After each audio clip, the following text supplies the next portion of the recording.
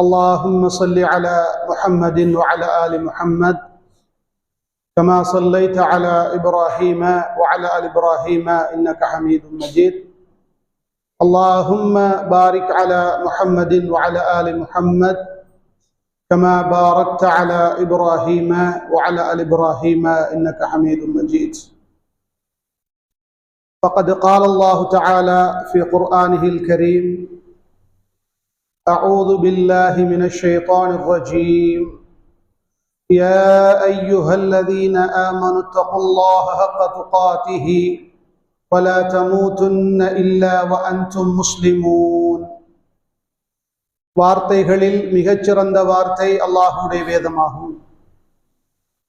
வழிகாட்டல்களிலே மிகச்சிறந்த வழிகாட்டல் நபிகள் ஸல்லல்லாஹு அலைஹி வஸல்லம் அவர்களுடைய வழிகாட்டலாகும். காரியங்களிலே மிகவும் கெட்டது மார்க்கத்திலே புதுமையான காரியங்களை நுழைவிப்பதாகும். ஒவ்வொரு புதுமையான காரியமும் பிதஅத்தாகும். ஒவ்வொரு பிதஅத்தும் வழிகேடாகும். ஒவ்வொரு வழிகேடும் உங்களை நரகத்திற்கு இட்டுச் செல்லும். இந்த உபதேசத்தை அல்லாஹுடைய தூதர் ஸல்லல்லாஹு அலைஹி வஸல்லம் அவர்கள் ஒவ்வொரு ஹுதுபாக்களின் ஆரம்பத்திலும் ஞாபகப்படுத்தி இருக்கிறார்கள். அதை நானும் உங்களுக்கு ஞாபகப்படுத்திக் கொள்கின்றேன். அன்புக்குரிய சகோதரர்களே, நாங்கள் தற்போது ஹிஜ்ரி 1447 ஆண்டுக்குள் நுழைந்திருக்கிறோம். நபிகள் ஸல்லல்லாஹு அலைஹி வஸல்லம் அவர்கள் ஹிஜ்ரத் மேற்கொண்டு 1446 வருடங்கள் முடிவடைந்து விட்டன. முஹர்ரம் என்ற மாதத்துக்குள் நாம் இப்போது இருந்து கொண்டிருக்கிறோம். அதில் பிற 8வது நாளிலே நாம் இருந்து கொண்டிருக்கின்றோம். ஷஹ்ருல்லா அல் முஹர்ரம் என்று அல்லாஹுடைய தூதரால் சிறப்பிக்கப்பட்ட ஒரு மாதம் இந்த மாதம். ஷஹ்ருல்லா என்றால் அல்லாஹுடைய மாதம் என்ற அர்த்தம். இந்த மாதத்தை அல்லாஹ் தன்னோடு இணைத்து தன்னுடைய மாதம் என்று குறிப்பிட்டிருப்பது இந்த மாதத்துடைய சிறப்பை நாங்கள் விளங்கிக் கொள்வதற்கு போதுமான ஒரு சான்றாகும். இந்த மாதத்திலே அல்லாஹு தஆலா நமக்கு ஒரு நோன்பை ஏற்படுத்தி இருக்கிறார். அந்த நோன்பின் ஊடாக நம்முடைய பாவங்களை அல்லாஹ் அழிப்பதற்கு போதுமானவன். ஆஷூரா நோன்பு என்று நாங்கள் அதை சொல்லுகிறோம். ஆஷூரா நோன்பு என்பது முஹர்ரம் 10வது நாளில் பிடிக்கின்ற நோன்பு. முஹர்ரம் மாதம் 10வது நாளில் பிடிக்கிற நோன்புடைய பெயர்தான் ஆஷூரா. ஆரம்பத்தில் இந்த நோன்பு என்பது ஃபர்லாக்கப்பட்டிருந்தது, கடமையாக்கப்பட்டிருந்தது. ரமலானுடைய நோன்பு கடமையாக்கப்பட்டதற்கு பிறகுதான் இது சுன்னத்தாக்கப்பட்டது. அல்லாஹ்வுடைய தூதர் ஸல்லல்லாஹு அலைஹி வஸல்லம் அவர்கள் மதீனாவுக்கு ஹிஜ்ரத் மேற்கொள்கிறார்கள். ஹிஜ்ரி 1வது வருடம். அப்போது இந்த முஹர்ரம் 10வது நாளிலே மதீனாவிலே இருந்த யூதர்கள் எல்லாம் நோன்பு பிடித்துக் கொண்டிருந்தார்கள், ஆஷூரா நோன்பை. அல்லாஹ்வுடைய தூதர் மதீனாவிலே இருக்கிற சஹாபாக்களிடத்திலே கேட்கிறார்கள், இது என்ன என்று கேட்டார்கள். அப்போது சஹாபாக்கள் கூறுகிறார்கள், அல்லாஹ்வுடைய தூதரே, இந்த முஹர்ரம் 10வது நாளிலே அல்லாஹு தஆலா பனு இஸ்ரவேலர்களை, பனு இஸ்ரவேலர்கள் என்றால் மூசா நபி அவருடைய கூட்டம், அவர்களை அவர்களுடைய எதிரியாகிய ஃபிர்அவுனிடமிருந்து காப்பாற்றிய நாள். அந்த நாளுக்காக, அதற்கு நன்றி செலுத்துவதற்காக இந்த நாளை அவர்கள் கண்ணியப்படுத்துகிறார்கள். அவர்களிடத்திலே இது ஒரு யௌமுன் சாலிஹுன், ஒரு சிறப்புக்குரிய நாளாக இருக்கிறது. அதனால் அவர்கள் நோன்பு பிடிக்கிறார்கள் என்று மதீனா சஹாபாக்கள் எல்லாம் விளக்கம் சொல்கிறார்கள். உடனே அல்லாஹ்வுடைய தூதர் இதை கேட்டவுடன் ஆஷூராவுடைய நோன்பை தான் பிடிக்கிறார்கள். பிடித்துவிட்டு தன்னுடைய தோழர்களை பார்த்து கட்டளையிட்டார்கள், நீங்கள் ஆஷூராவுடைய நோன்பை பிடியுங்கள் என்று சொல்லி. இது ஹிஜ்ரி முதலாவது வருடத்திலே நடந்த சம்பவம். உங்களுக்கு தெரியும், ரமலான் என்பது, அதாவது ரமலானுடைய நோன்பு என்பது ஹிஜ்ரி 2வது வருடத்திலே தான் கடமையாக்கப்பட்டிருந்தது. ரமலானுடைய நோன்பு கடமையாக்கப்படுவதற்கு முன்னால் ஆஷூரா என்ற நோன்பை பிடிப்பதை அல்லாஹ்வுடைய தூதர் ஃபரலாக்கி இருந்தார்கள் என்ற ஒரு செய்தியை நாங்கள் இந்த ஹதீஸிலே இருந்து அறிந்து கொள்ள முடிகின்றது. இது முதலாவது ஒரு கட்டம், முதலாவது ஒரு நிலை. இரண்டாவது ஒரு நிலை, ரமலானுடைய மாதத்தில் நோன்பு கடமையாக்கப்பட்டதற்கு பிறகு அல்லாஹ்வுடைய தூதர் ஸல்லல்லாஹு அலைஹி வஸல்லம் அவர்கள் இந்த ஆஷூராவுடைய நோன்பை ஒரு சுன்னத்தான நோன்பாக ஆக்கினார்கள். சுன்னத்தான நோன்பு என்றால் என்ன அர்த்தம்? அந்த நோன்பை பிடித்தால் நன்மை கிடைக்கும், ஒருவர் பிடிக்காமல் விட்டால் அவருக்கு தண்டனை கிடையாது, குற்றம் கிடையாது. அதான் சுன்னத் என்பது. இது சுன்னத்தான ஒரு நோன்பாக ஆக்கினார்கள். சுன்னத்தான நோன்பாக ஆக்கிவிட்டு அதற்கு கிடைக்கின்ற ஒரு நன்மையை, சிறப்பையும் சொன்னார்கள். என்ன சிறப்பு என்றால், ஆஷூராவுடைய நோன்பு என்பது சென்ற வருடத்தில் செய்த பாவங்களுக்கான குற்ற பரிகாரமாக அமைந்துவிடும் என்று சொன்னார்கள். இதுதான் சிறப்பு. இது ஒரு முக்கியமான ஒரு சிறப்பு. உண்மையிலே அன்புக்குரியவர்களே, இந்த பாவங்கள் என்று வருகின்ற போது இமாம் இப்னு தைமியா ரஹிமஹுல்லா அவர்கள் உட்பட பல அறிஞர்கள் சொல்லுகிறார்கள், சிறிய பாவங்கள். பெரிய பாவங்களை பொறுத்தவரையில் அதற்கு நாம் தௌபா செய்ய வேண்டும். சின்ன பாவங்களுக்கு அல்லாஹு தஆலா அதை தௌபா செய்யாமல் மன்னிப்பதற்கான ஏற்பாடுகளை செய்திருக்கிறார். அதுல ஒன்றுதான் இந்த ஆஷூராவுடைய நோன்பு. பெரும்பாவங்கள் என்றால் இமாம் ஸஹபி ரஹிமஹுல்லா அவர்கள் குறிப்பிடுகிறார்கள், எந்த ஒரு செயலை குறித்து அல்லாஹ்வும் அல்லாஹ்வுடைய தூதரும் இதை நீங்கள் செய்தால், இப்படி நீங்கள் பேசினால் உங்களுக்கு மறுமையிலே நரகம் இருக்கிறது, அல்லாஹ்வுடைய கோபம் இருக்கிறது, அல்லாஹ்வுடைய சாபம் இருக்கிறது என்று எச்சரித்திருக்கிறார்களோ அந்த சொற்களும் செயல்களும் பெரும்பாவங்கள். இதான் பெரும்பாவங்களுக்கான வரைவிலக்கணம். அந்த பாவங்கள் தவிர்ந்த ஏனைய பாவங்கள் எல்லாம் சிறிய பாவங்களாக கருதப்படும். இன்றைக்கு உண்மையிலே அன்புக்குரியவர்களே, தொழில்நுட்பம் வளர்ச்சி அடைந்த காலத்திலே இருக்கிறோம். எந்த நேரத்திலும் எல்லா வழிகளிலும் நாங்கள் சின்ன சின்ன பாவங்களை செய்து கொண்டுதான் இருப்போம், மறந்துவிடும். இப்ப 1446வது வருடத்திலே நாம் செய்த சிறிய பாவங்கள் லட்சக்கணக்கில் இருக்கும். அது நமக்கு தெரியாமல் இருக்கும், அது மறந்து போயிருக்கும். அல்லாஹ் நம் மீது கொண்ட இரக்கத்தை பாருங்கள். இப்படியான சுன்னத்தான நோன்புகளை நமக்கு தந்து, இந்த நோன்பை நீங்கள் பிடித்தால் கடந்த வருடத்திற்கான சின்ன பாவங்களுக்கு இது குற்ற பரிகாரம். அந்த பாவங்களை இந்த நோன்பு அழித்துவிடும் என்று அல்லாஹ்வுடைய தூதர் அந்த சிறப்பை பற்றி சொன்னார்கள். அந்த சிறப்பை நாங்கள் உணர்ந்து கொள்ள வேண்டும். எனவேதான் அன்புக்குரிய சகோதரர்களே, ஆஷூராவுடைய நோன்பை எங்களில் பிடிக்க முடியுமான ஆண்களும் பெண்களும் கட்டாயம் பிடித்துக் கொள்ள வேண்டும். என இந்த நன்மையை நாங்கள் அடைந்து கொள்ள வேண்டும். இது இரண்டாவது ஒரு நிலை. மூன்றாவதாக அன்புக்குரியவர்களே,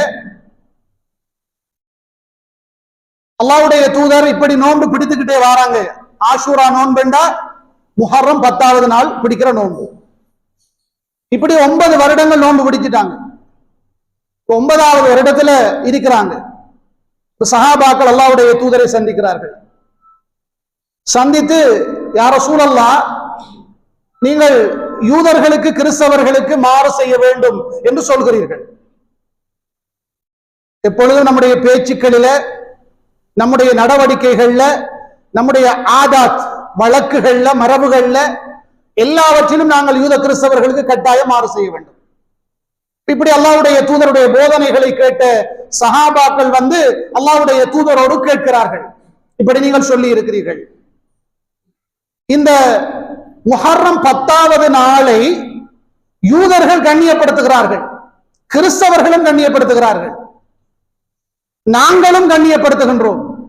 அப்ப இந்த இடத்திலே நாங்கள் யூதர்களுக்கு ஒப்பாகி விடுகின்றோமே யா ரசூலல்லாஹ் என்ற ஒரு விடயத்தை அல்லாஹ்வுடைய தூதரிடத்தில் அவர்கள் கேட்கிறார்கள். அப்போது அல்லாஹ்வுடைய தூதர் அந்த கட்டத்திலே சொல்கிறார்கள், இப்னு அப்பாஸ் ரலியல்லாஹு அன்ஹு அவர்கள் கூறுகிறார்கள், லஇன் பகீது இலா காபிலின் லஅஸூமன்ன தாஸிஅ என்று சொன்னார்கள். இன்ஷா அல்லாஹ் நான் அடுத்த வருடம் உயிரோடு இருந்தால் முஹர்ரம் 9வது நாளும் நோன்பு வைப்பேன் என்று சொன்னார்கள். அந்த நோன்புக்கு பேரு தாசுஆ, தாசுரா அல்ல, தாசுஆ. 10வது நோன்புக்கு பேரு ஆஷூரா.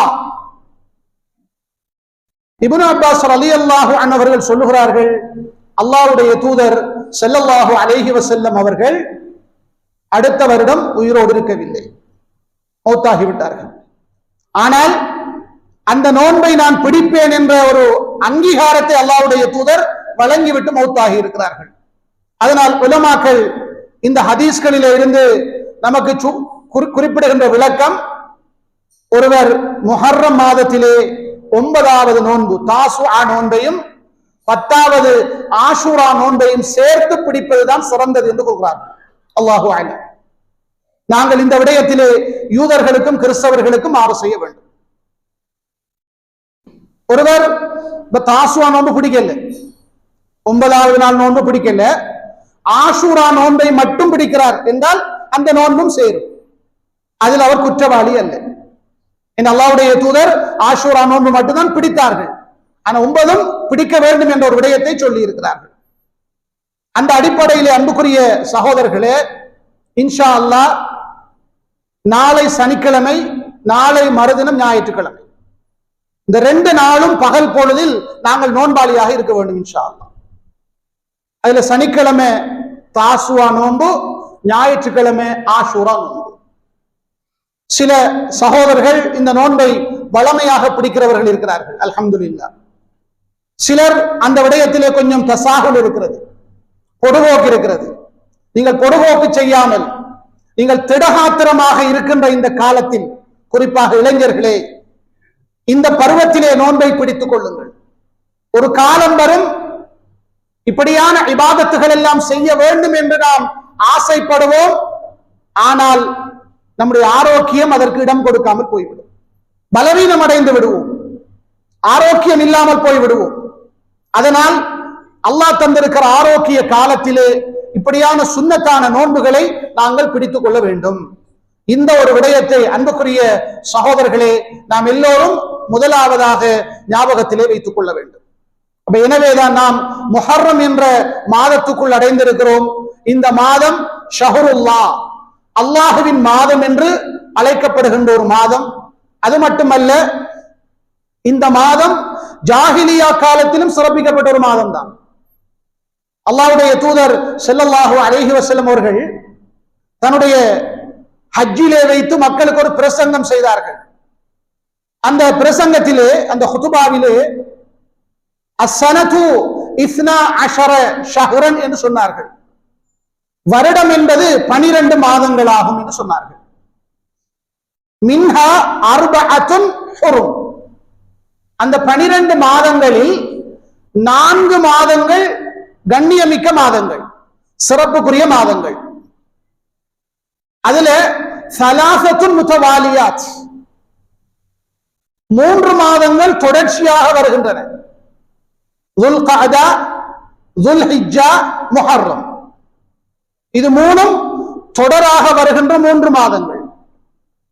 4வது மாதம் ரஜப் முதர் அல்லது பைன ஜுமாதா வ ஷஅபான் என்று சொன்னார்கள்.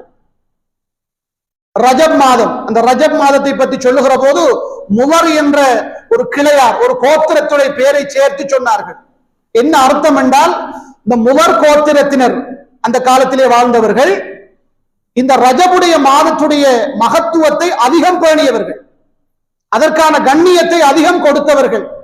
அதனால இந்த ரஜப் மாதத்தை பற்றி சொல்லுகிற போது முவர் என்ற கோத்திரத்தோடு சேர்த்து சொன்னார்கள். அது ஜுமாதா என்ற மாதத்திற்கும் ஷஅபான் என்ற மாதத்துக்கும் இடையில் வருகின்ற மாதம் என்பதையும் வரையறுத்து அல்லாஹ்வுடைய தூதர் கற்றுக் கொடுத்தார்கள். உலமாக்கள் குறிப்பிடுவார்கள், இப்ராஹிம் நபியுடைய காலத்திலும் இந்த 4 மாதங்களும் சிறப்பிக்கப்பட்டிருந்தன. ஜாஹிலியா காலத்திலும் இந்த 4 மாதங்களும் சிறப்பிக்கப்பட்டன.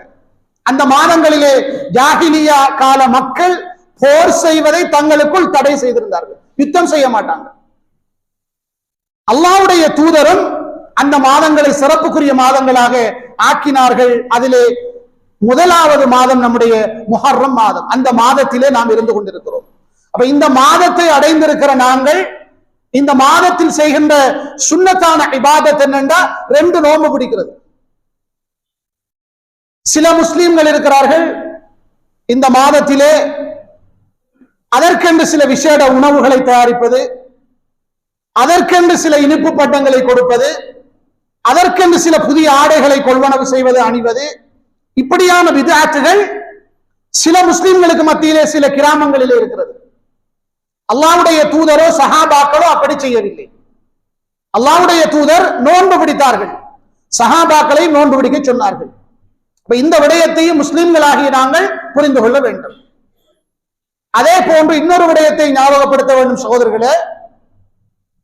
இந்த முஹர்ரம் 10வது நாளை அடிப்படையாக வைத்து ஷியாக்கள் அவர்களிடத்தில் இருக்கக்கூடிய சில சடங்குகள், அந்த சடங்குகள் என்பது அது பித்அத்தான சடங்குகளும் இஸ்லாத்தில் இல்லாத வழிகேடான சடங்குகளும்.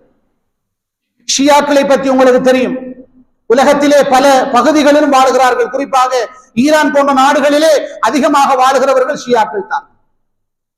கிட்டத்தட்ட 99% ஷியாக்கள் தான். ஷியாக்களுக்கு சில சடங்குகள் இருக்கின்றன. அது குறிப்பாக இந்த முஹர்ரம் 10வது நாளில், இந்த முஹர்ரம் 10வது நாளிலே அன்புக்குரிய சகோதரர்களே, உமையாக்களுடைய ஆட்சி காலம், கர்பலா என்ற ஒரு யுத்தம் நடைபெற்றது. கர்பலா கர்பலா என்பது ஈராக் நாட்டிலே உள்ள ஒரு இடத்துல பேர். அந்த யுத்தத்திலே அல்லாஹ்வுடைய தூதருடைய பேரப்பிள்ளையாகிய ஹுசைன் ரலியல்லாஹு அன்ஹு அவர்கள் கொலை செய்யப்பட்டார்கள். இதை நினைவு கூர்ந்து இதற்கு கவலையை வெளிப்படுத்துவதற்காகத்தான் ஷியாக்கள் ஒவ்வொரு வருடத்திலும் இந்த ஆஷூராவுடைய தினத்திலே சில சடங்குகளை மேற்கொள்கிறார்கள். என்ன சடங்குகள்? எல்லாரும் கருத்த ஆடைகளை அணிந்து கொள்வார்கள், நெஞ்சிலே அடித்து கவலையை வெளிப்படுத்துவார்கள், கூரிய வாள் கத்திகளை கொண்டு வந்து தங்களுடைய உடம்புகளிலே அவர்கள் வெட்டி இரத்தத்தை வெளியாக்குவார்கள். இரும்பு பொல்லால் தலையிலே அடித்து இரத்தத்தை வெளியாக்குவார்கள். சின்ன பிள்ளையாக இருந்தாலும் இளைஞர்களாக இருந்தாலும் பெரியவர்களாக இருந்தாலும் எல்லாரும் செய்வார்கள், ஊர்வலம் மேற்கொள்வார்கள். அதை பார்க்கிற போது முஸ்லிம்களாகிய நாங்கள் புரிந்து கொள்ள வேண்டும், இதற்கும் இஸ்லாத்துக்கும் எந்த தொடர்பும் கிடையாது. இது வழிகேடு, இது பிதாத்தான காரியம். ஒருவர் மௌத்தானால் அவருக்காக மேக்சிமம் நாங்கள் 3 நாட்களுக்கு தான் துக்கம் அனுஷ்டிக்க முடியும். ஒரு மனைவியாக இருந்தால் கணவனுக்காக 4 மாதங்களும் 10 நாட்களும் இத்தா இருக்க வேண்டும். அதை தவிர வேறு எதுவும் செய்ய முடியாது. இந்த உலகத்திலே அல்லாஹ்வுடைய தூதர் மௌத்தாகி இருக்கிறார்கள், சஹாபாக்கள் மௌத்தாகி இருக்கிறார்கள், மிகச்சிறந்த சஹாபாக்கள். அவர்கள் மௌத்தான நாட்களை மையப்படுத்தி நாம் எந்த துக்க தினங்களையும் கொண்டாடுவது கிடையாது. ஆனா ஷியாக்கள் என்ன செய்கிறார்கள்? அலி ரலியல்லாஹு அன்ஹு அவர்கள் மௌத்தாகி இருக்கிறார்கள், அவர்களுக்கு துக்க தினம் கொண்டாடுவதில்லை. உஸ்மான் அலி அவர்கள் கொல்லப்பட்டார்கள், அலி ரலியல்லாஹு அவர்கள் கொல்லப்பட்டார்கள், உமர் ரலியல்லாஹு அவர்கள் கொல்லப்பட்டார்கள். அந்த நாட்களை மையப்படுத்தி எல்லாம் அவர்கள் துக்க தினம் கொண்டாடுவது கிடையாது.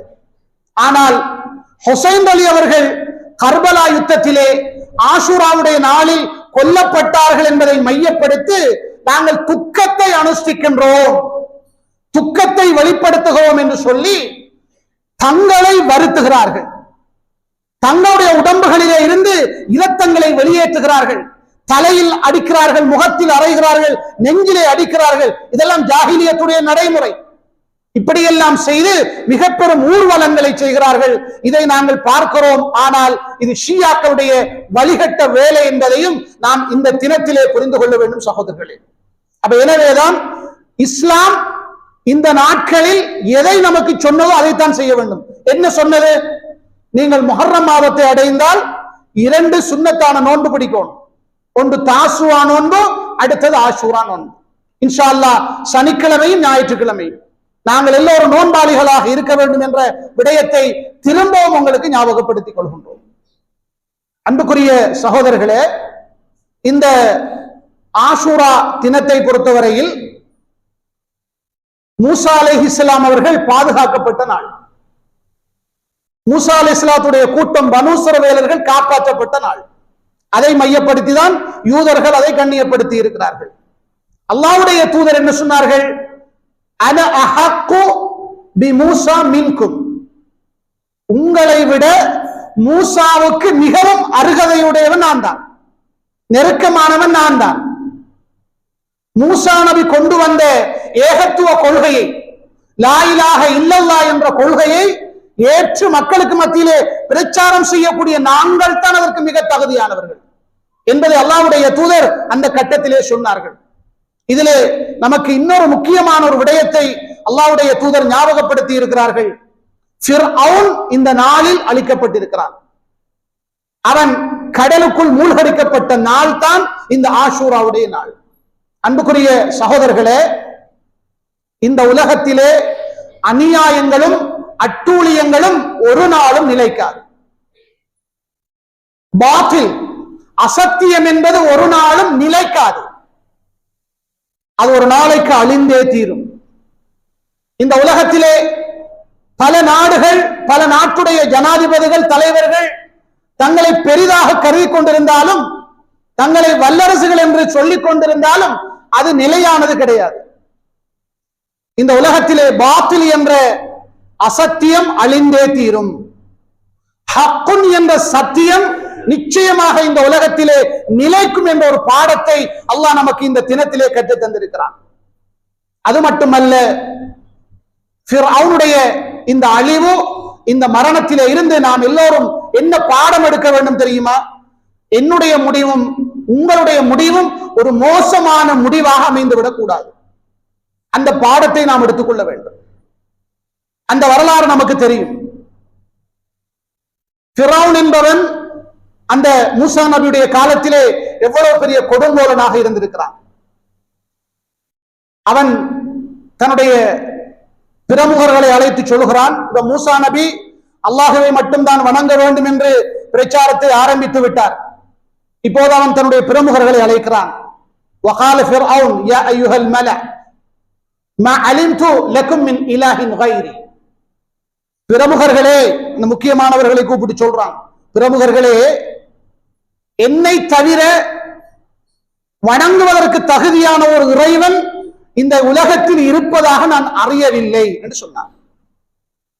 அப்படி ஒரு இறைவன் இருந்தா எனக்கு தெரிஞ்சிருக்கணும். அப்படி ஒன்று இல்லை. ஃபிரௌன் சொன்னவன் சொல்லிட்டு தன்னுடைய ஹாமான், அவன் அமைச்சர் ஒரு ஆள், ஹாமானை அழைத்து சொன்னான், ஹாமானே, களிமண்களை சுட்டு கற்களாக்கி உயர்ந்த கட்டடத்தை கட்டித்தா. நான் அந்த உயர்ந்த கட்டடத்தில் ஏறி மூசாவுடைய இலாகை பார்க்க வேண்டும். அவன் சொன்னான், மூசா வணக்கத்துக்குரிய நாயன் ஒருவன் இருப்பதாக சொல்லுகிறார், அவன் யார் என்பதை நான் பார்க்க வேண்டும். அதனால் உயர்ந்த கட்டடத்தை கட்டிவிடு என்று சொன்னான். சொல்லிவிட்டு சொன்னான், அவர் பொய் சொல்கிறார் என்றுதான் நான் கருதுகிறேன்.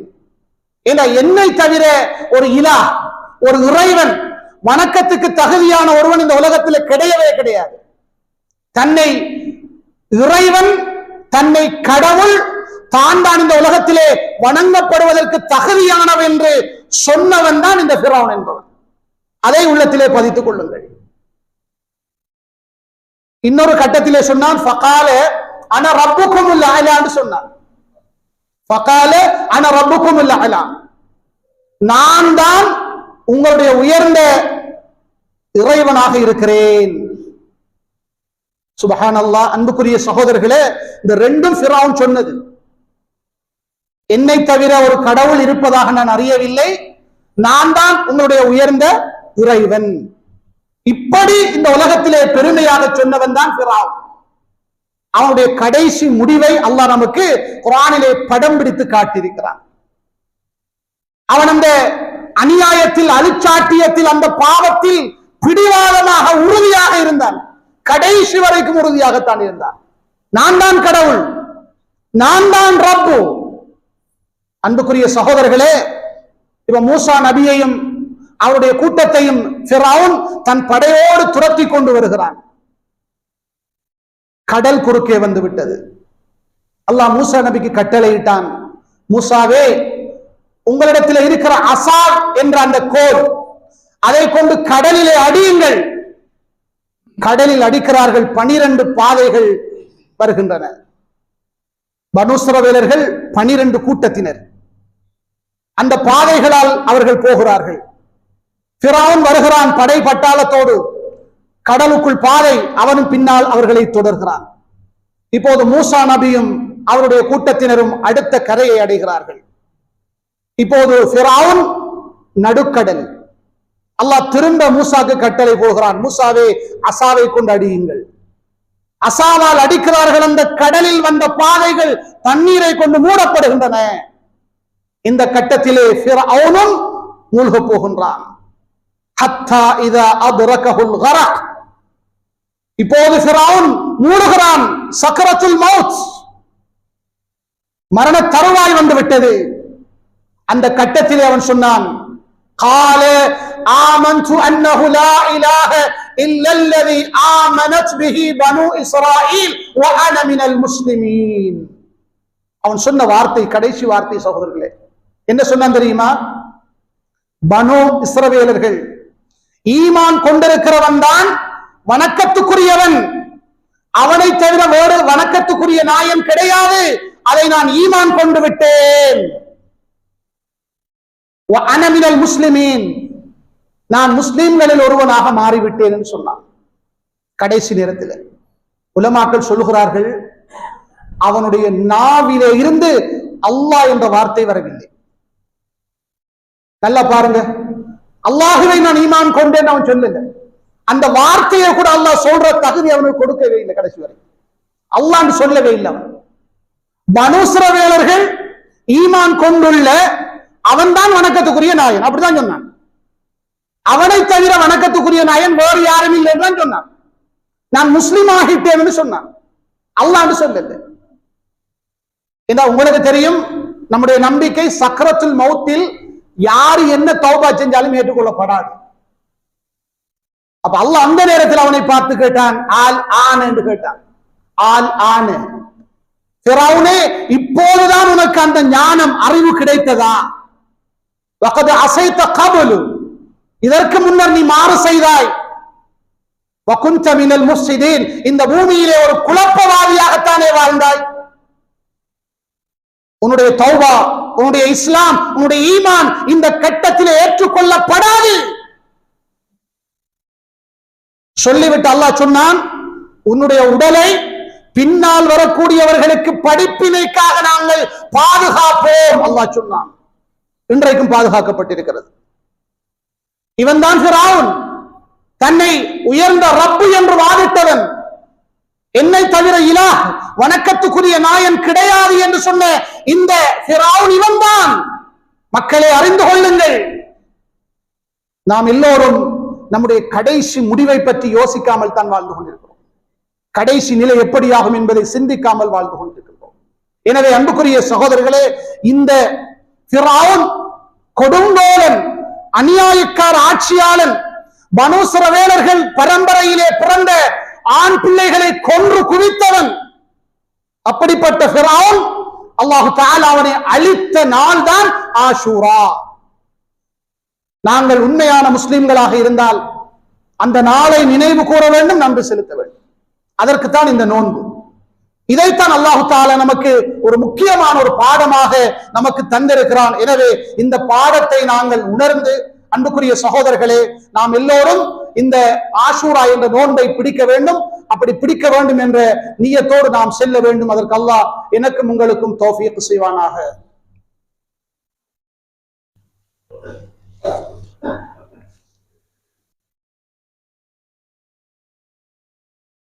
அல்ஹம்துலில்லாஹி ரப்பில் ஆலமீன்.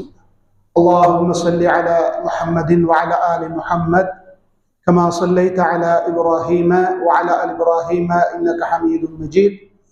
اللهم بارك على محمد وعلى آل محمد كما باركت على إبراهيم وعلى آل إبراهيم إنك حميد مجيد. அன்புக்குரிய சகோதரர்களே, ஃபிர்அவுன் அழிக்கப்பட்ட நாள் ஆஷூராவுடைய நாள். ஃபிர்அவுனுடைய மோசமான முடிவை பற்றி நமக்கு ஞாபகம் ஊட்டிக் கொண்டிருக்கிற நாள். என்னுடைய உங்களுடைய கடைசி முடிவு எப்படி வரப்போகிறது? உலமாக்கள் சொல்லுவார்கள், ஹஸ்னுல் ஹாத்திமா நல்ல மவுத், சூஉல் ஹாத்திமா மோசமான மவுத். ஃபிர்அவுனுடைய மவுத் எந்த வகையிலே சேரும்? மோசமான மரணம். அவன் அல்லாஹ்வுக்கு மாறு செய்தான், அழுச்சாட்டியம் செய்தான், குழப்பம் செய்தான், அதே நிலையில் மௌத்தாகிவிட்டான். நம்முடைய நிலை எப்படியாக போகிறது? சில நேரத்திலே நாங்கள் வெளிப்படையாக பார்ப்பதற்கு சுவர்க்கத்துக்குள் செல்லுகிற அமல்களை செய்தவர்களாக இருந்தாலும் எங்களுடைய கடைசி முடிவு எப்படி என்பது நமக்கு தெரியாது. அந்த உறுதிப்பாட்டை அல்லாஹ்விடத்திலே நாம் கேட்க வேண்டும். அது மிக முக்கியமானது. அறிஞர்கள் சொல்லுவார்கள், ஒருவருடைய முடிவு மோசமான முடிவாக, மோசமான மரணமாக அமையும் என்பதற்கான முக்கியமான அடையாளம் என்னென்றால் பாவங்களை தொடர்ந்து செய்வது, பாவத்தில் மூழ்கி போயிருப்பது. சிலர் பாவங்கள் செய்து கொண்டே இருப்பாங்க. அவர்களுக்கு நீங்க எவ்வளவுதான் உபதேசங்கள் செய்தாலும் அவர்களுக்கு அது பயனளிப்பதில்லை. சில நேரத்தில் அவர்களுடைய உள்ளத்தில் இருக்கக்கூடிய பெருமை தடுக்கும். இவங்க சொல்லி நாங்க கேட்கிறதா? இப்படி பெருமையால் கூட சிலர் பாவங்களை செய்து கொண்டே இருப்பார்கள், பிடிவாதத்தோடு. யாரெல்லாம் அப்படி பிடிவாதத்தோடு பாவங்களை செய்கிறார்களோ, அன்புக்குரிய சகோதரர்களே, பெரும்பாலும் அவர்களுடைய முடிவு என்பது ஒரு மோசமான மரணமாகத்தான் அமைந்துவிடும். அல்லாஹ் பாதுகாக்க வேண்டும். எப்பொழுதும் நான் பிறகு தௌபா செய்வேன், பிறகு இஸ்திக்பார் செய்வேன், பிறகு தொழுவேன், பிறகு ஸகாத் கொடுப்பேன், பிறகு நல்ல காரியங்களை செய்வேன் என்று சொல்லி நாட்களை தள்ளி போட்டுக் கொண்டு யாரெல்லாம் போகிறார்களோ அவர்களுடைய முடிவும் பெரும்பாலும் மோசமான முடிவாகத்தான் நம்ம இன்ஷா அல்லாஹ். அல்லாஹ் நம்மை பாதுகாக்க வேண்டும். தொழ மாட்டார்கள். தொழுகையை பற்றி சொல்லப்பட்டா தொழத்தான் வேண்டும், பிறகு பார்ப்போம். அடுத்த ஜும்மாவுல இருந்து ஆரம்பிப்போமே, அடுத்த சுபகுல இருந்து ஆரம்பிப்போமே, அடுத்த நோன்புல இருந்து ஆரம்பிப்போமே, இப்படி பிற்போட்டு கொண்டே போறது. அதுக்குள்ள மௌத்து வந்தா ஜகாத்து கொடுக்க மாட்டாரு, பிறகு பார்ப்போம். நிறைய பொருளாதாரங்கள் இருக்கும், கணக்கு பார்த்து கொடுக்க மாட்டார், பிறகு பார்ப்போம். அதுக்குள்ள மௌத்து வந்தா ஃபிர்அவுன் சக்கரத்துல் மௌத்தில் வைத்து நான் முஸ்லிமாக வேண்டும் என்று ஆசைப்பட்டான். ஃபிர்அவுன் இந்த உலகத்திலே அப்படி ஜகாத்து கொடுக்காமல் பாவங்கள் செய்கிற மக்கள் எல்லாம் சக்கரத்துல் மௌத்திலே ஜகாத்து கொடுக்கணும், நன்மைகள் செய்யணும் என்று ஆசைப்படுவார்கள். ஆனால் முடியாது. எனவேதான் நாம் எந்த ஒரு நல்ல காரியத்தையும் பிற்படுத்தக் கூடாது. பிறகு பார்ப்போம் என்று பிற்படுத்த வேண்டாம். இன்றைக்கு நமக்கு மத்தியிலே நாங்கள் பலரை நோயாளிகளாக பார்க்கிறோம். அவர்கள் நல்ல ஆரோக்கியவான்களாக இருந்தார்கள், திடீரென்று நோய்.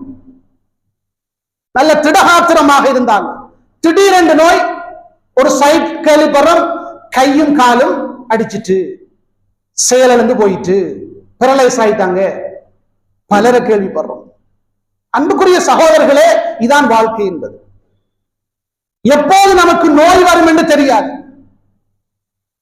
திடீரென்று ஒருவருக்கு நெஞ்சு வலி ஏற்பட்டது, ஹாஸ்பிட்டலுக்கு கொண்டு போகணும், ஆல்மவுட் கேள்விப்படுறோமா இல்லையா? இதான் உலக வாழ்க்கை என்பது. திடீர் மவுத், ஹார்ட் அட்டாக்.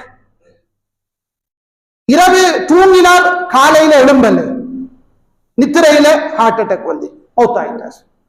இப்படி எத்தனையோ செய்திகளை நாம் கேள்விப்படுகிற போது சகோதரர்களே, அப்படி ஒன்று எனக்கு வந்துவிட்டால் ஏன் நாம் நன்மையான காரியங்களை பிற்போட வேண்டும், உடனடியாக செய்ய வேண்டும் சகோதரர்களே? என்றால் எப்பொழுதும் ஒரு மூமினை பொறுத்த வரையிலே இதா அஸ்பஹ்த ஃபலா தன்தலிரில் மஸா. இப்னு உமர் ரலியல்லாஹு அவர்கள் சொல்லுவார்கள், காலை பொழுதை அடைந்து விட்டால் மாலை பொழுதை எதிர்பார்க்காதே. மாலை பொழுதை அடைந்து விட்டால் காலை பொழுதை எதிர்பார்க்காதே. இதான் வாழ்க்கை என்பது. எனவேதான் நன்மையான காரியங்கள் செய்வதை நீங்கள் பிற்போட வேண்டாம். பாவங்கள் செய்து கொண்டிருந்தால் அதை உடனடியாக விட்டுவிடுங்கள், தௌபா செய்யுங்கள். அது மூமின்களுடைய பண்பு, தக்வா உள்ளவர்களுடைய பண்பு. அல்லதீன இதா ஃபஅலு ஃபாஹிஷத்தன் அவ் ظلموا انفسهم ذكروا الله فاستغفروا لذنوبهم. தக்வா உள்ள மக்கள் இருக்கிறார்களே, அவர்கள் ஒரு மானக்கேடான ஒரு பெரும்பாவத்தை செய்து விட்டார், அல்லது தங்களுக்கே தாங்கள் அநியாயம் செய்கிற பாவங்களை செய்து விட்டால் உடனடியாக அல்லாஹ்வை நினைத்துக் கொள்வார்கள். அதற்காக அவர்கள் அல்லாஹ்விடத்தில் இஸ்திக்பார் செய்து கொள்வார்கள். அது ஈமானுடைய அடையாளம். பாவங்களில் மூழ்கி போகக்கூடாது, பிடிவாதத்தோடு இருக்கக்கூடாது. அப்படி இருந்தால் இந்த ஃபிர்அவுனுடைய முடிவை போன்றுதான் அப்படியானவர்களுக்கு முடிவு ஏற்படும். அல்லாஹ் பாதுகாக்க வேண்டும். மோசமான ஒரு முடிவு. அல்லாஹ்வுடைய தூதருடைய காலத்திலே சஹாபாக்கள் கடுமையாக பயந்தார்கள் இந்த மோசமான மரணங்களை.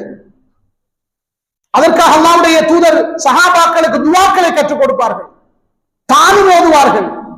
அல்லாஹும்ம யா முகல்லிபல் குலூப் சப்பித் கல்பி அலா தீனிக். உள்ளங்களை புரட்டக்கூடிய ரப்பே, என்னுடைய கல்வை இந்த மார்க்கத்தில் உறுதியாக்கிவிடு. சஹாபாக்கள் கேட்பார்கள், குறிப்பாக அனஸ் ரலியல்லாஹு அவர்கள் கேட்கிறார்கள், யா ரசூலல்லாஹ், எங்கள் விடயத்திலும் நீங்கள் பயப்படுகிறீர்களா என்று கேட்டார்கள். எங்கள் விடயத்திலும் நீங்கள் பயப்படுகிறீர்களா? யார்? சஹாபாக்கள். வஹி, அல்லாஹ்வுடைய புறத்திலே இருந்து வஹி இறங்குவதை கண்களால் பார்த்தவர்கள். எப்படி ஈமான் இருக்கும் யோசிச்சு பாருங்க. கண்களால் பார்த்தவர்கள். அந்த சஹாபாக்கள் விடயத்திலும் அல்லாஹ்வுடைய தூதர் பயப்பட்டார்கள். உள்ளங்கள் என்பது அல்லாஹ்வுடைய இரண்டு விரல்களுக்கு இடையில இருக்கின்றன, நாடிய போல புரட்டி விடுவான். சஹாபாக்கள் விடயத்தில் அல்லாஹ்வுடைய தூதர் பயந்தார்கள், எங்களுடைய விடயத்திலும் பயந்தார்கள். அன்புக்குரிய சகோதரர்களே, இதெல்லாம் நமக்கு பாடம். எனவேதான் நாங்கள் பாவங்களை விட்டுவிட வேண்டும், நன்மையான காரியங்களை உடனடியாக செய்ய வேண்டும். அதே போன்று நம்முடைய சூழலை சிறந்த சூழலாக ஆக்கிக் கொள்ள வேண்டும். சிறந்த சூழல் என்கிற போது நல்லவர்களோடு நாம் தோழமை கொள்ள வேண்டும். நல்லவர்கள் அமர்கின்ற சபையில் நாம் அமர வேண்டும். அப்படி அமர்ந்தால் அவர்கள் உங்களுக்கு உபதேசம் செய்வார்கள். அதற்காகத்தான் அல்லாஹ்வுடைய தூதர் இந்த உலகத்தில் அல்லாஹ்வுக்கு மிக விருப்பமான இடம் எது? மசாஜித் என்று சொன்னார்கள், பள்ளி வாயல்கள். இந்த உலகத்தில் அல்லாஹ்வுக்கு மிக வெறுப்புக்குரிய இடம் எது? கடை தெருக்கள் என்று சொன்னார்கள். ஏன் சொன்னார்கள்? கடை தெருக்களில் நாம் சேருகிற போது அங்கே சேர்ந்திருக்கிறவர்கள் எல்லாம் நமக்கு உபதேசம் செய்ய மாட்டார்கள், பலாய் கதைப்பார்கள், மற்றவர்களை பற்றி புறம் கதைப்பார்கள், பாவமான பேச்சுக்களை பேசுவார்கள். நல்ல சூழலை நீங்கள் உருவாக்கிக் கொள்ளுங்கள், நல்ல நண்பர்களை ஏற்படுத்திக் கொள்ளுங்கள், நல்லவர்கள் அமர்கிற சபையில் உட்காருங்கள். அன்புக்குரிய சகோதரர்களை, இதெல்லாம் நம்முடைய ஈமானை பாதுகாத்து எங்களுடைய முடிவை நாம் ஒரு நல்ல முடிவாக ஆக்குவதற்கான வழிகள் அல்லாஹ்வுடைய தூதர் நமக்கு கற்றுத் தந்திருக்கிறார்கள். எனவேதான் இந்த முஹர்ரம் மாதத்திலே நாம் பெற்றுக்கொள்ள வேண்டிய ஒரு முக்கியமான பாடம் அதான். என்னுடைய முடிவு, என்னுடைய மரணம் நல்ல ஒரு மரணமாக அமைய வேண்டும், ஒரு மோசமான ஒரு மரணமாக அமையக்கூடாது. மோசமான மரணம் என்றா நான் பாவம் செய்து கொண்டிருக்கிற நிலையிலேயே என்னுடைய உயிர் கைப்பற்றப்படக்கூடாது. நான் பாவம் செய்து அதற்கு தௌபா செய்யாத நிலையில் என்னுடைய உயிர் கைப்பற்றப்படக்கூடாது. லா இலாஹ இல்லல்லாஹ் என்ற கலிமாவோடு என்னுடைய உயிர் கைப்பற்றப்பட வேண்டும். நான் குர்ஆன் ஓதிக்கொண்டிருக்கிற நிலையில் என்னுடைய உயிர் கைப்பற்றப்பட வேண்டும். நான் நன்மையான காரியங்கள் செய்த நிலையில் என்னுடைய உயிர் கைப்பற்றப்பட வேண்டும். இந்த துஆவை நாம் அல்லாஹ்விடத்திலே செய்து கொள்ள வேண்டும். ஃபிர்அவுனுடைய முடிவிலே இருந்து நாம் எல்லோரும் கட்டாயமாக பாடம் எடுக்க வேண்டும். சஹாபாக்கள் பயந்த விடயம் என்றால் நாங்கள் மிக அதிகமாக பயப்பட வேண்டும். அன்புக்குரிய சகோதரர்களே, இறுதியாக நமக்கு தெரிந்த ஒரு சம்பவம் தான், அல்லாஹ்வுடைய தூதருடைய காலத்திலே ஒரு யுத்தம் நடைபெற்றது. அது ஹைபர் என்று சில உலமாக்கள் சொல்கிறார்கள், ஹுனைன் என்று சொல்கிறார்கள். அந்த யுத்தத்திலே முஸ்லிம்கள் படையில் ஒரு மனிதர் கடுமையாக போராடி கொண்டிருந்தார், முஸ்லிம்கள் தரப்பிலே. இப்ப சஹாபாக்கள் எல்லாம் அவரை பார்த்து சொன்னார்கள், அல்லாஹ்வுடைய தூதரிடத்திலே, யா ரசூலல்லாஹ், இந்த யுத்தத்தில் எங்கள் அனைவரையும் விட அவருக்கு தான் நிறைய கூலி கிடைக்கும். அப்படி போராடுறார், அப்படி போராட்டம், கடுமையான போராட்டம். இதை கேட்டு அல்லாஹ்வுடைய தூதர் சொன்னார்கள், இன்னஹு மின் அஹ்லின் நார் என்று சொன்னார்கள். அந்த கடுமையாக போராடுகின்ற மனிதர் நரகவாதி என்று சொன்னார்கள். உண்மையிலே சஹாபாக்களுக்கு ஆச்சரியம். அதிலே இருந்த சில மனிதர்கள், முஸ்லிம்கள் தரப்பில் இருந்த சிலர் அல்லாஹ்வுடைய தூதருடைய இந்த கூற்றிலே சந்தேகப்பட்டார்கள். அவர் அந்த அளவுக்கு போராடுகிறார், அவரை பார்த்து அல்லாஹ்வுடைய தூதர் நரகவாதி என்று சொன்னார்களே.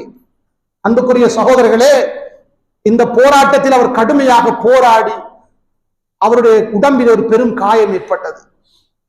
இப்ப இரவு தங்க வருகிறார், அந்த காயத்துடைய வலி தாங்க முடியாமல் தன்னை தற்கொலை செய்து கொண்டார்.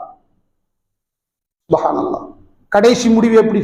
அவர் தற்கொலை செய்து கொள்கிறார்கள். உங்களுக்கு தெரியும், தற்கொலை செய்து கொள்கிறவர்களுக்கு நரகம் என்று தெரியும். உடனே ஒரு சஹாபி ஓடி வந்து சொன்னார், அல்லாஹ்வுடைய தூதரே, நீங்கள் அல்லாஹ்வுடைய தூதர் என்பதற்கு நான் சாட்சி சொல்கிறேன். இந்த சம்பவத்தை சொன்னார். நீங்க யாரை பார்த்து நரகவாதி என்று சொன்னீர்களோ அவர் தற்கொலை செய்து கொண்டார், அல்லாஹ்வுடைய தூதரே.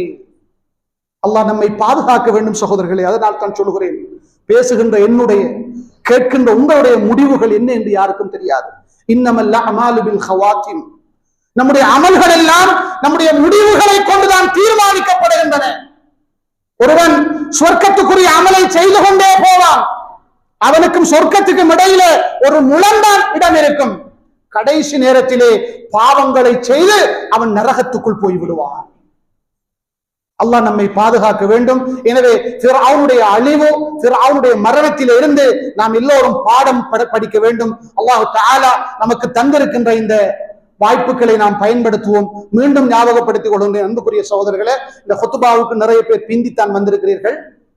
பொதுவாக இந்த ஹுத்பாவுக்கு வருவது ஒரு சடங்காகவே இன்றும் பார்க்கப்படுகிறது. அதான் மிகவும் வேதனைக்குரிய ஒரு விடயம். இப்போது இமாம் மிம்பருக்கு வருகின்ற போது, இமாம் மிம்பருக்கு வந்து அமர்கிற போது இந்த பள்ளிக்குள் அமர்ந்தவர்கள் எத்தனை பேர், பிறகு வந்து சேர்ந்தவர்கள் எத்தனை பேர்? எனவேதான் ஆரம்பத்தில் சொல்லப்பட்ட விடயங்கள் பின்னால் வருகின்றவர்களுக்கு தெரிவதில்லை, அரைகுறையாகத்தான் கேட்டு போகிறது. எனவே நாங்கள் வாரத்தில் ஒரு தடவை நேரத்தை ஒதுக்கிக் கொள்வோம். சிலருக்கு உண்மையிலேயே ஒரு மார்க்க ரீதியான நியாயமான காரணம் இருக்கலாம், அல்லாஹு ஆலம். ஆனா பலரை பொறுத்த வரையிலே அவர்கள் வேண்டும் என்றே தொடர்ந்து பிந்தி வருகிறார்கள். அன்புக்குரிய சகோதரர்களே, இந்த முஹர்ரம் மாதத்தில் இரண்டாவது ஒரு மாற்றத்தை ஏற்படுத்துங்கள். ஒவ்வொரு ஹுத்பாவுக்கும் நான் நேர காலத்தோடு வந்து அமர்ந்து இங்குள்ள பயானை முழுமையாக கேட்க வேண்டும். இன்ஷா அல்லாஹ் தாசுஆ ஆஷூரா நோன்பு, இந்த ரெண்டு நோன்பு நாம் இன்ஷா அல்லாஹ் சனிக்கிழமையும் ஞாயிற்றுக்கிழமையும் பகல் பொழுதிலே நாம் நோன்பாளியாக இருக்க வேண்டும் என்ற விடயத்தை ஞாபகப்படுத்திக் கொள்கிறோம். அல்லாஹு தஆலா எனக்கும் உங்களுக்கும் தௌஃபீக் செய்வானாக. ஆமீன் ஆமீன். வ ஆகிரு தஅவானா அல்ஹம்துலில்லாஹி ரப்பில் ஆலமீன்.